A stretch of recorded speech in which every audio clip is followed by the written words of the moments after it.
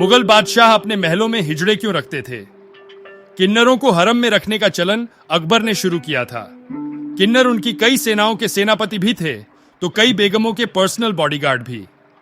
हरम में रहने वाली कई महिलाएं इनसे डरती भी थीं, क्योंकि बादशाह उनकी बातों से ज्यादा किन्नरों पर भरोसा करते थे।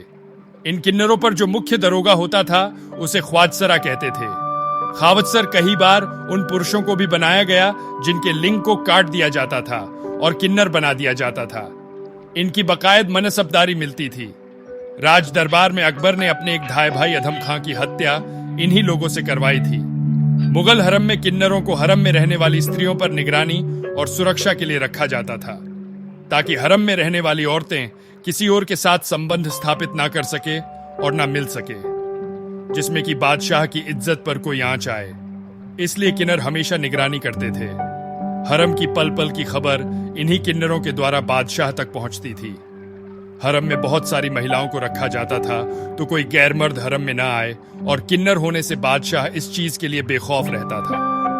बादशाह को अपने पुरुष सैनिकों पर भरोसा नहीं होता था, साथ ही उससे ज्यादा उन्हें अपनी रानियों और दासियों पर भी भरोसा नहीं होता था, क्योंकि कई महिलाओं को जबरदस्ती हरम में लाया जाता था, तो उन्हें डर रहता था कि ये कहीं सैनिकों के साथ ही संबंध स्थापित ना कर ले या भाग जाए। इस कारण वे सैनिक तैनाती से बचते थे। हरम में बड़ी संख्या में किन्नरों की तैनाती की जाती थी।